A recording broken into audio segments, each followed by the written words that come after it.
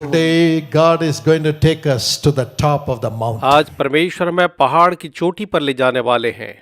The Bible says in Isaiah 52 and verse 7, यशायाह 52 वचन 7 में बाइबल जो है बताती है, how beautiful on the mountains are the feet of those who bring good news, who bring peace, who bring good tidings, who bring salvation, who say to Zion, your God reigns. पहाड़ों पर उसके पांव क्या ही सुहावने हैं, जो शुभ समाचार लाता है, जो शांति की बातें सुनाता है और कल्याण का शुभ समाचार और उद्धार का संदेश देता है, जो सियोन से कहता है, तेरा परमेश्वर राज्य करता है। The feet of those who proclaim, your God reigns, are made beautiful. जैसा कि लिखा है, उसके पांव क्या ही सुहावने हैं, जो शुभ समाचार लाता है कि ईश्वर राज्य करता है। Today, God is going to make your feet beautiful. आज परमेश्वर आपके पांवों को सुहावने बनाने वाला है। God is going to put your feet on the mountain. परमेश्वर आपके पांवों को पहाड़ों पर रखेगा। Hallelujah. Hallelujah. You are going to rise up to go to the top of the mountain. आप उठने वाले हैं ताकि आप पहाड़ की चोटियों पर पहुंचे। That's the power of the Holy Spirit that's coming और upon यही you. पवित्र आत्मा की सामर्थ्य है जो आप पर आ रही है। Matthew 17 and verse 20. मत्ती 17 और उसके वचन 20 में Jesus यीशु said, ने कहा, if you have the faith of a mustard अगर seed, तुम में राई के दाने के बराबर विश्वास हो, you can look at the mountain and say, go away from here, it'll happen. तुम पहाड़ों से कहो कि यहाँ से हट जाओ और ऐसा ही होगा। You can say, move, you mountain. आप कह सकते हो, पहाड़ तू हट जा। The mountain may rise up to stop God's kingdom, but you have the power to say, move, you mountain. पहाड़ जो है परमेश्वर के राज्य को रोकने के लिए खड़ा हो जाए, लेकिन आपके पास ताकत है, अधिकार है कि आप कहें, हे पहाड़ तू हट जा। That's the power of prayer that God has given us today. यही वो प्रार्थना की सामर्थ्य है जो आज परमेश्वर ने हमें दी है। If you believe that every mountain will move, shout a big अगर hallelujah. आप विश्वास करते हैं कि हर एक पहाड़ जो है टल जाएगा, तो जोर से कहें hallelujah, Hallelujah. Hallelujah. That's the power God gives you and me. यही वो सामर्थ्य जो परमेश्वर आप और मुझको देता है, That He brings us over the और mountain. इसके लिए वो हमें पहाड़ों पर लेकर के आता है। In Romans 16:20, रोमियो 16:20 में He makes us crush the head of the devil. वो हमारे द्वारा शैतान के सर को कुचलवा देता है। As the God of peace gives us जब grace. परमेश्वर जो शांति का ईश्वर है हमें अपना अनुग्रह देता है। Jesus was taken to the top of the mountain by Satan. प्रभु यीशु मसीह शैतान के द्वारा पहाड़ की चोटी पर ले जाया Matthew गया। 4 and verse 8. मत्ती 4 और उसके वचन 8 में And Satan said, bow down, Jesus, and worship me, and I will give you all the kingdoms and the और powers. शैतान ने कहा, हे यीशु तू मेरे कदमों पर गिर और मुझे दंडवत कर, और मैं पूरे संसार का राज्य तुम्हें दूंगा। And on the top of the mountain, Jesus crushed Satan, saying, get thee behind me, Satan. और उस पहाड़ की चोटी पर यीशु ने शैतान को यह कह करके हराया, हे शैतान तू मेरे पीछे से हट जा। Does not the Bible say that you will worship the Lord alone? क्या बाइबल ये नहीं कहती है कि तू केवल अपने प्रभु परमेश्वर की आराधना करना? Satan left you और शैतान उसे छोड़कर चला गया for some time. कुछ समय के लिए। My beloved brother and मेरे sister, प्रिय भाई और बहनों, God is making your feet beautiful परमेश्वर आपके पांवों को सुहावने बना रहा है, so that you will proclaim, my God reigns. ताकि आप ये घोषित करें, मेरा परमेश्वर राज्य करता है। And your feet will crush Satan और आपके पांव शैतान के सर को कुचल दें and establish the kingdom of और God. परमेश्वर के राज्य को स्थापित करें। For that He is making your feet और beautiful. उसके लिए वो आपके पांव को सुहावने बना रहा है। Has your feet been bruised? जब आपके पांव जो है चोटिल हुए हैं, Have you seen shame and shame? क्या आपने बस शर्म और शर्मिंदगी ही देखी है? Are you not able to come out and be among the क्या people? आप बाहर आकर के लोगों के बीच में रह नहीं पा रहे थे? Today God is making your feet आज beautiful, परमेश्वर आपके पांव को सुहावने बना रहा है। putting it over every उसे mountain हर एक पहाड़ी पर वो रख रहा है that has stopped you from going जो ahead. आपको आगे जाने से रोकते रहे हैं। In John chapter 13 and verse 1, यूहन्ना 13 उसके वचन 1 में when Jesus knew that God had given him all the power over all people, जब यीशु मसीह ने यह जान लिया कि परमेश्वर ने उसे हर एक लोगों के ऊपर पूरा अधिकार दिया था, Jesus took off his clothes, यीशु ने अपने कपड़े उतारे, took the water, पानी लिया washed the feet of his और disciples, अपने चेलों के पांव को धोया, so that their feet will become beautiful. ताकि उनके जो पांव हैं वो खूबसूरत सुहाने हो जाएं। Instead of grumbling, कुड़कुड़ाने के बदले, instead of being in fear, भय में रहने के बदले, instead of fighting who will be the top leader among them, इसके लिए झगड़ने के बदले कि उनके बीच में कौन बड़ा होगा, instead of going and sleeping all the time, बजाय इसके कि वो जा करके बस सोते और सोते रहे, God transformed their feet प्रभु ने उनके पांवों को बदल दिया to turn the world upside down, ताकि वे संसार को उथल पुथल कर डालें to make the people say they were with Jesus surely, और लोगों को ये कहने के लिए मजबूर कर दें कि ये सचमुच यीशु के साथ थे and their feet became beautiful. और उनके पांव सुहावने हो गए They spread across the world, और वे पूरे विश्व में गए and Jesus was reigning supreme through them in the world. और उनके द्वारा प्रभु यीशु मसीह पूरे विश्व में सर्वोच्च राजी कर रहे थे। Exactly in the same way God is washing our feet today. बिल्कुल उसी तरह आज प्रभु यीशु जो है हमारे पांवों को धो रहे हैं।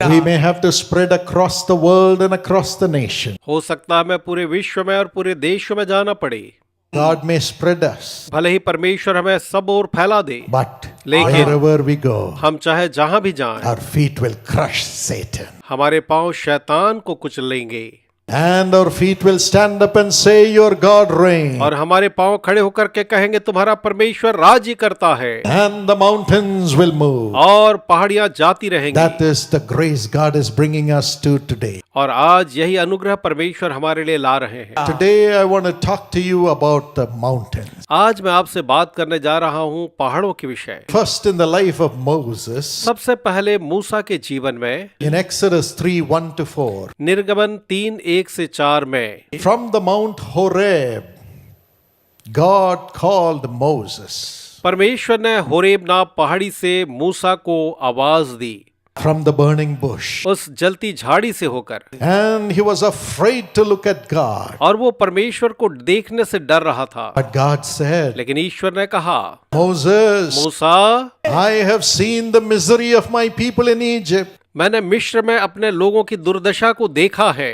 Today, as God calls you from the mountain, आज जब परमेश्वर तुझे पहाड़ से आवाज दे रहा है, He says, My son, my daughter, I am looking at the misery of my people in India. वो कह रहा है कि मेरे बेटे मेरी बेटी, मैं भारत में अपने बेटे बेटियों की दुर्दशा देख रहा हूँ, In Egypt, मिस्र में देख in रहा हूँ, Australia, ऑस्ट्रेलिया में, Russia, रशिया में, in Canada, कनाडा में, in Venezuela. वेनेजुएला में देख रहा हूँ। I see the misery of my people. मैं अपने लोगों की दुर्दशा को चहुओर देख रहा हूँ I am concerned about their suffering. और मैं उनके दुख के कारण से परेशान हूँ। So now I am sending you to Pharaoh the king इसलिए अब मैं उस फिरौन राजा के पास तुझे भेजता हूँ to bring my people out of कि Egypt. तू मेरे लोगों को मिस्र से बाहर निकाल। I will be with you. मैं तेरे साथ रहूंगा And this sign I give you. और मैं तुझे ये चिन्ह देता हूँ, When you bring the people out of Egypt, जब तू लोगों को मिस्र से बाहर ले आएगा you will worship me on this mountain. तो इसी पहाड़ी पर मेरी उपासना करेगा। Yes, this prophecy was given 400 years ago to Abraham. हाँ, 400 साल पहले अब्राहम को यह प्रतिज्ञा दी गई थी।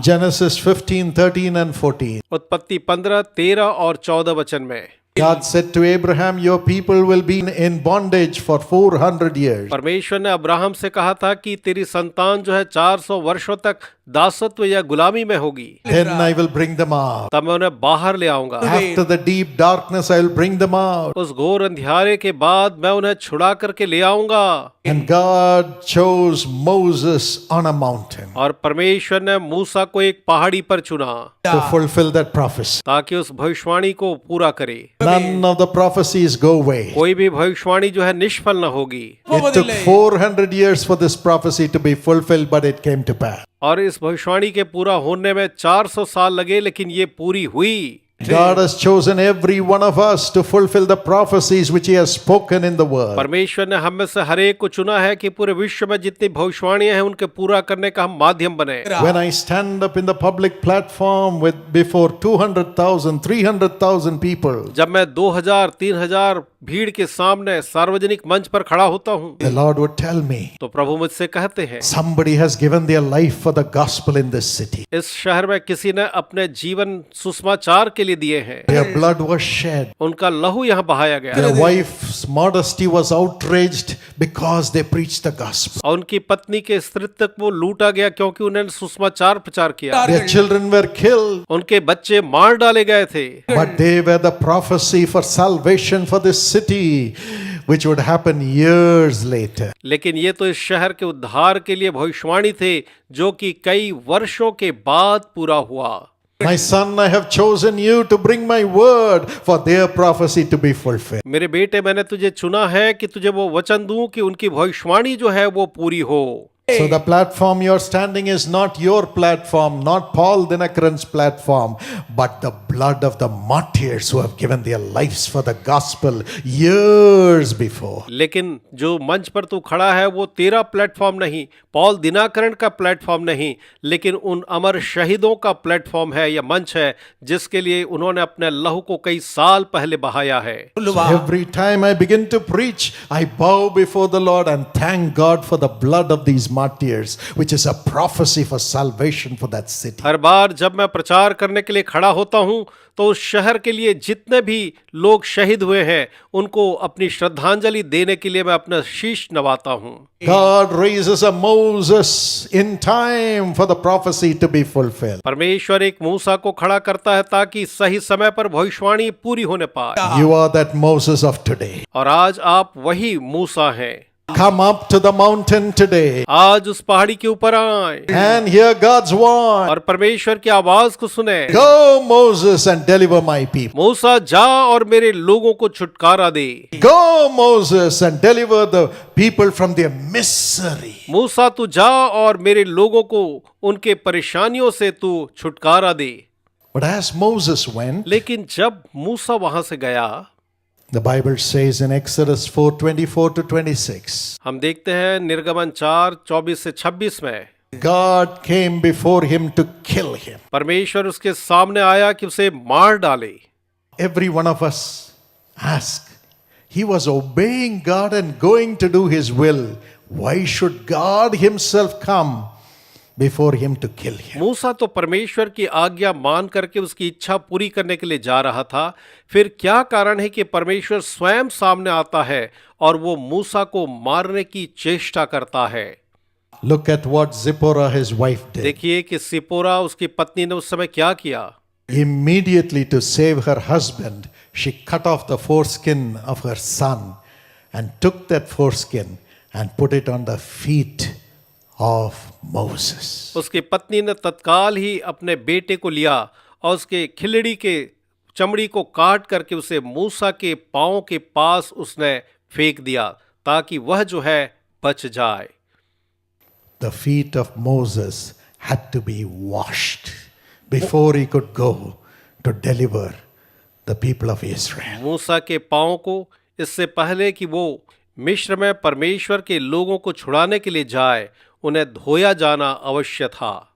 His feet could never be washed but by the blood covenant. और उसके पांव जो है उस वाचा के लहू की छोड़ और किसी दूसरे चीज से धोए नहीं जा सकते थे। So Zipporah washed his feet with the blood covenant. इसलिए सिपोरा ने उस लहू के वाचा से उसके पांवों को धोया। It was through circumcision God made a covenant with the people of Israel that they were their God, they were his people. क्योंकि परमेश्वर ने खतने की विधि के द्वारा से एक वाचा बांधी थी कि वे उसकी प्रजा होंगे और वह उनका परमेश्वर ठहरेगा।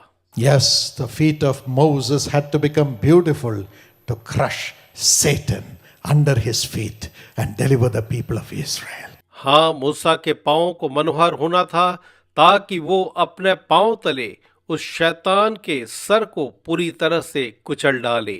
That's why the husband and the wife are equally important in God's kingdom. इसलिए परमेश्वर के राज्य में पति और पत्नी जो हैं दोनों ही बराबर महत्वपूर्ण हैं। If not for Zipporah, Moses would have died. अगर सिपोरा न होती तो मूसा जो है वो तो मर गया होता। I thank God for my मेरी mother माँ के लिए मैं ईश्वर का धन्यवाद करता हूँ, who protected my father and his ministry through her fasting all through her life and protected me all through her life through her Tuesday fast. जिन्होंने अपने उपवास और प्रार्थना के द्वारा मेरे पिता की सेवकाई और जीवन को अपने पूरे जीवन भर बचाया और मुझे भी उन्होंने उपवास प्रार्थना के द्वारा बचाया। Thank God for my wife Evangeline for her faith, claiming every prophecy that God gives me through fasting and prayer for it to be fulfilled and for God to protect me in the ministry. मैं परमेश्वर का धन्यवाद करता हूँ मेरी पत्नी इवेंजलिन के लिए और उसके विश्वास के लिए जो ये प्रार्थना करती है कि जितनी भी बातें प्रभु मुझे भविष्यवाणी में बताते हैं वो सारी भविष्यवाणियां जो हैं पूरी हों। And the same she does for our children. और वही वो हमारे बच्चों के लिए भी करती है। Zipporah saved Moses सिपोरा ने मूसा को बचा लिया through that blood covenant उस वाचा के लहू के द्वारा, to make his feet beautiful. ताकि उसके पांव जो है सुहावने हो जाएं। That day he rose upon the mountain and crushed Satan under his feet and delivered the Israelites. उस दिन वो पहाड़ की उस चोटी पर पहुंचा और उसने इस्राएलियों के लिए उस सर्प के शैतान के सिर को कुचल दिया। Rise up to the mountain. उस पहाड़ी पर चढ़े आए, Rise up to the mountain. उस पहाड़ी के ऊपर आ जाएं। Shall we look to God in prayer? आइए हम प्रभु को प्रार्थना में निहारें। Thank you, Jesus. धन्यवाद यीशु। Let us dedicate ourselves right now. Lord, we want your light to shine in us so that the darkness will not touch us, Lord. प्रभु हम चाहते हैं कि आपकी ज्योति हमारे अंदर चमक न पाए ताकि अंधियारा हमें छूने भी न पाए। प्रभु Give us grace. हमें अनुग्रह दें, Give us the heart. हमें वो हृदय दें। Lord, give us the humility. प्रभु जी हमें वो दीनता दें, Give us the grace to sacrifice बलिदान करने का अनुग्रह दें and fulfill your will with all zeal, O God. और पूरे लगन के साथ आपकी इच्छा पूरी करने के साथ। Lord, protect us from the darkness that is coming, Lord, आने वाले उस अंधकार से प्रभु हमें बचा ले and help us to overcome it by shining more for you, Lord. और आपके लिए और भी चमकने के द्वारा उस पर जय पाने में हमारी मदद करें। प्रभु Give us grace. हमें अनुग्रह दें, Help us to protect our family and our children. हमारे परिवार और बच्चों की रक्षा करने में हमारी सहायता करें। We are responsible for their protection. उनकी रक्षा के लिए हम जिम्मेदार हैं पिता, So we will serve you, Lord. ताकि हम आपकी सेवा करें। प्रभु Give me grace. मुझे अनुग्रह दें, Give us grace. हमें अनुग्रह दें। Lord, forgive us if we have complained and said that woman did not receive me properly. This woman did not receive me properly. So I am not going there. Forgive, Lord. अगर हम ये शिकायत करते हैं कि फलाने भाई ने मेरा स्वागत ठीक से नहीं किया, फलानी बहन ने मेरा स्वागत ठीक से नहीं किया और हम शिकायत ही करते जा रहे हैं, तो प्रभु जी आप हमें क्षमा करें, क्षमा करें, क्षमा करें। प्रभु जी We repent, Lord. हम पश्चाताप करते Now हैं we are rising up as one body, Lord. और अब एक देह में हम खड़े होते हैं। प्रभु Body of Jesus Christ. यीशु मसीह के देह के रूप में We rise in you, Lord. प्रभु हम आप में उठ खड़े हो रहे हैं। We rise in you, Lord. प्रभु हम आप में उठ खड़े हो रहे हैं। Rise up as the light of the world through us, Lord. प्रभु जी हमारे द्वारा इस संसार की ज्योति आप खुड़े हो And overcome the darkness. और अंधियारे पर जय पाले। One last time. एक अंतिम बार Move mightily and touch the souls whom you have chosen to come to heaven. सामर्थ के साथ बढ़ करके प्रभु जी आपने जिन आत्माओं को स्वर्ग में लाया है आप उन्हें बचा Lord, ले। rise up. प्रभु जी आप उठ खड़े हो। Every darkness in us, we cast it out in Jesus' name. हर एक अंधियारा जो हमारे अंदर है हम उसे यीशु के नाम में दूर करते हैं। Every bitterness, we cast it out in Jesus' name. हर एक कड़वाहट हम यीशु के नाम में दूर करते हैं। Every arrogance, we cast it out in Jesus' name. हर एक ढिठाई को हम यीशु के नाम में दूर करते हैं। Every self-centeredness, we cast it out in Jesus' name. हर एक आत्म स्वार्थ हम यीशु के नाम में दूर करते हैं। Every sin and lust, we cast it out in Jesus' name. हर एक पाप और वासना को हम यीशु के नाम में दूर करते हैं। Whatever is not of God, we cast it out in Jesus' name. जो कुछ भी परमेश्वर का नहीं है हम उसे यीशु के नाम में दूर करते हैं। Every unbelief, हर एक अविश्वास, every criticizing spirit, हर एक टीका टिप्पणी की आत्मा, every grumbling spirit, हर एक असंतोष की आत्मा, we cast it out of our soul and our spirits in Jesus' name. हमारे प्राण और आत्मा से हम उसे यीशु के नाम में दूर करते हैं। We release ourselves to the Holy Spirit. अपने आप को पवित्र आत्मा के लिए खोलते हैं। Everybody lift your heart and say, Lord, I release myself 100% her to you. एक अपने हृदय ऊपर करके कहें, प्रभु मैं अपने आप को आपके लिए 100% आजाद करता हूँ। Amen. आमीन।